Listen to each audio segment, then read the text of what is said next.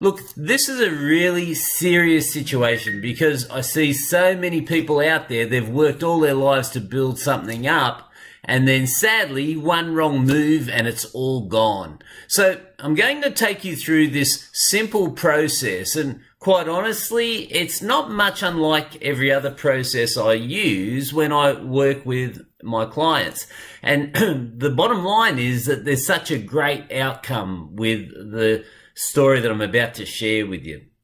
So this just happened. We're going to call the guy Pete. Okay, so only the names have been changed to protect the innocent. Everything else is very, very accurate. So this person, Pete, I took him on as a client, and he had a problem. The thing is, he'd built a very successful transport company up in Kalgoorlie, and he got tired after building a company. The CEOs of a business, directors of a business, whatever you want to call them, it can knock the stuffing out of them getting to that point where it's a really good running company if it's not done right. And so this guy was, what's the technical term for it? Knackered. Okay, that's where he was. And so I had to understand what was going on in his business and why it had gone from where it was to the dire situation that he found himself in. So we have a process. We call it a confidential business audit. And we get to understand everything. Before I start coming up with solutions for business people, oh, you should do this, you should do that, I need to know all the facts first so that we don't just get ahead of ourselves and give erroneous advice. So step one's always diagnosis. So I started to go through the confidential business audit with him, and here's the sort of situation we found ourselves in. So he's a transport company doing pretty serious dollars. He's very tired. So he went to Perth. He needed a rest, the poor boy. And so he left the reins to a manager. Now, here's the thing. Actually, I'll get to that in a second. So left the reins to a manager. Production went from 80%, that means the efficiency of all of his transport vehicles he has out there, to 30%.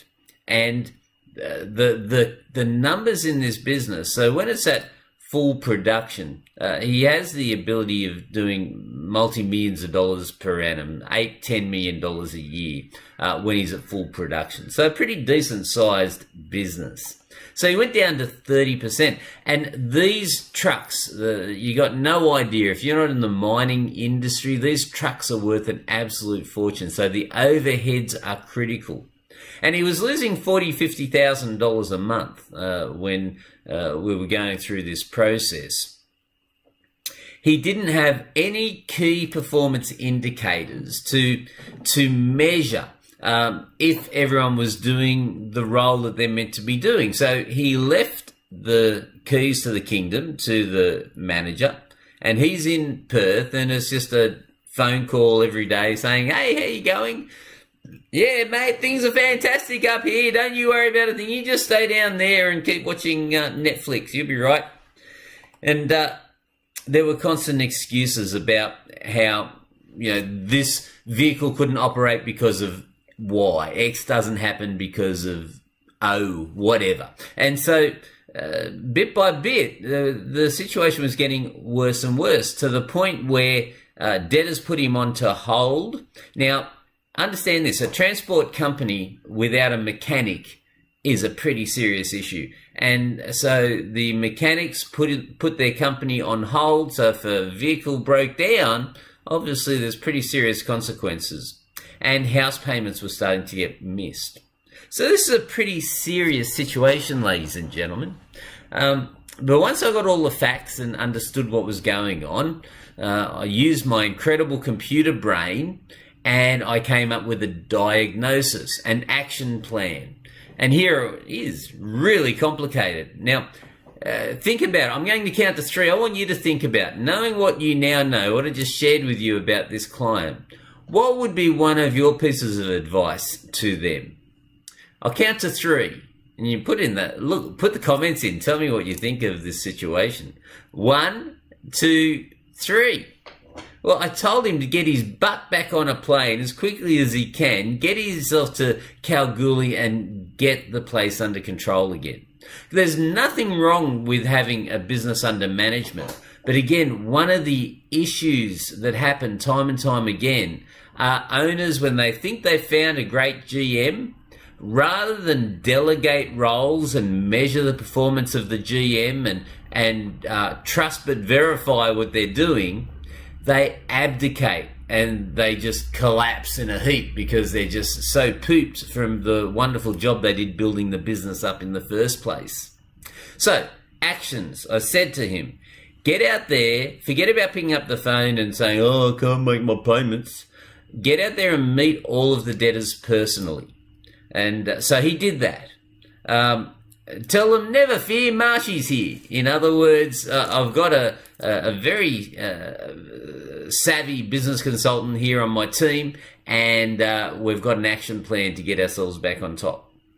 We created a payment plan for those debtors, and because he went and saw them personally, people that had said, no, nick off, the first time he told them he was having challenges, they said, oh, okay, all right, well, if you can keep to this and you don't let us down, we'll back you.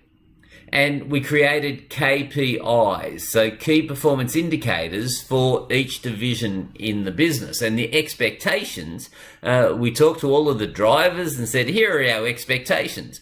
We're giving you hundreds of thousands of dollars worth of equipment here. Look after the thing. And here are the steps that are the 10 commandments that we want you to follow.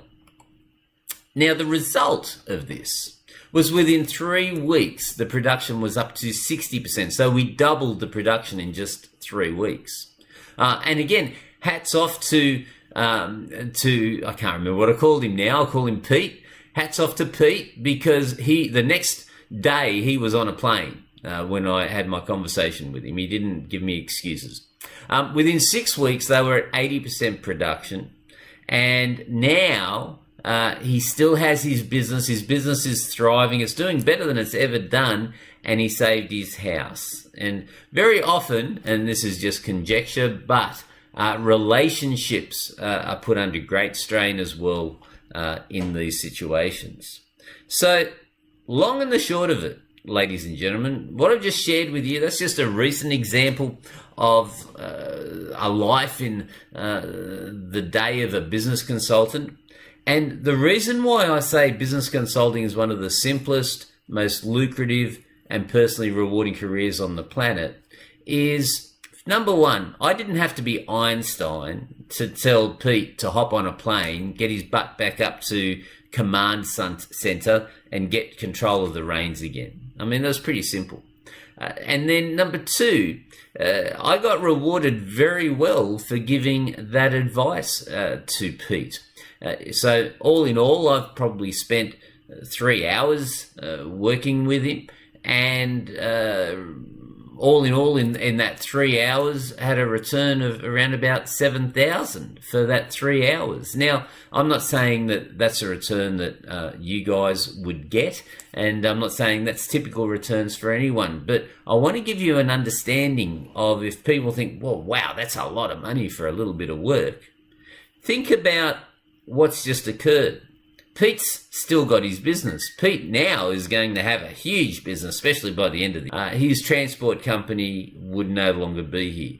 So that is why I say again, business consulting is one of the simplest, most lucrative, and personally rewarding careers on the planet. And if you're interested in learning more about this, I'm happy to have a conversation with you. You can work out how to contact me. Hit the banner above, and you'll see a link when you click the banner above, or see how we do things by going to that subtle URL that you see down there, and you'll see how I get the results I do when I teach my consultants how to do this. But I think you'll agree it's a pretty simple process. And I don't know about you, but I go to bed sleeping pretty well with my teddy bear, knowing that yet another person is leading a better business life because I had the ability to share some helpful guidance with them. So, Until next time, ladies and gentlemen, never fear, Marshy's here. See you later.